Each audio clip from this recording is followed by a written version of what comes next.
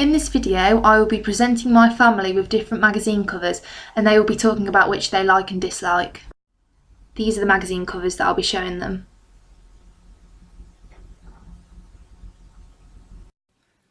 The magazine that I think stands out is this one with the black and white.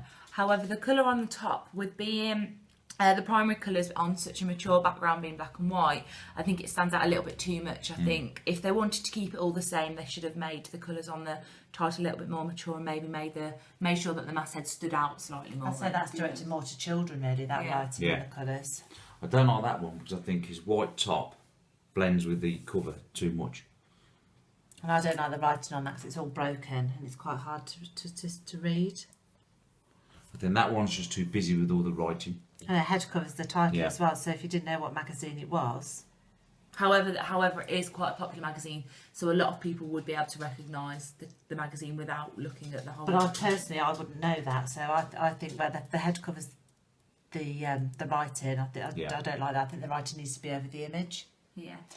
I think this one with the red hair blends too much into the background. I don't think that's very good. But then I do like the blue around her eyes matching the blue that's in the text there, so I quite like that.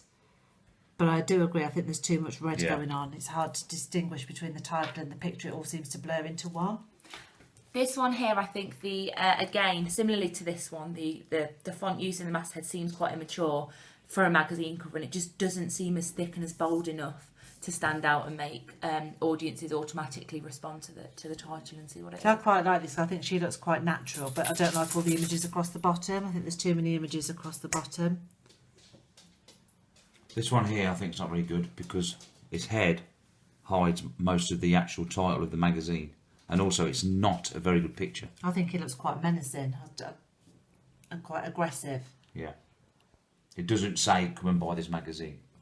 This one here, I think it's too close to his face. It's in your face type of thing. Yeah, I think also it may be considered a little bit too busy with a lot of the text and being different fonts, different colours. However, I like the fact that the text is all one side and that the image is the other side rather than it overlapping. When they have the image in the middle with the text down the side, do you prefer it when it's one side? I prefer it like this. Yeah, I think it's nice where it's just down one side because it leaves you then to be able to see the image. But I agree, I think that image is too close up. Yeah. This one I think here is just way too busy. Too much writing going on down here. And the fading into the shadowing of the person may hinder people being able to read it. Also, the writing actually is over the name of the person on the magazine, so it is hard sometimes. If you didn't know who it was, you wouldn't be able to read the title. And again, you can't read the title either. You can't read the title of the magazine. You can't read about who's in the magazine. So I think that sort of defeats the object, really. My favourite out of all of them would be this one. I think it's got enough writing on to not look busy but to not look too simple, and I like the fact that the close-up and the colour is basically from her head rather than a simple background colour. However, I think that this one's probably my least favourite just because it just seems quite immature and less professional than the others. Now my favourite is both of those two really. I can't decide between the two. I like that. I think there's a little bit too much red, but I like how they've got the blue in her eyes and the blue there. But this one here, I quite like this. I think it's quite a natural picture, but I'm not so keen on all the images across the bottom.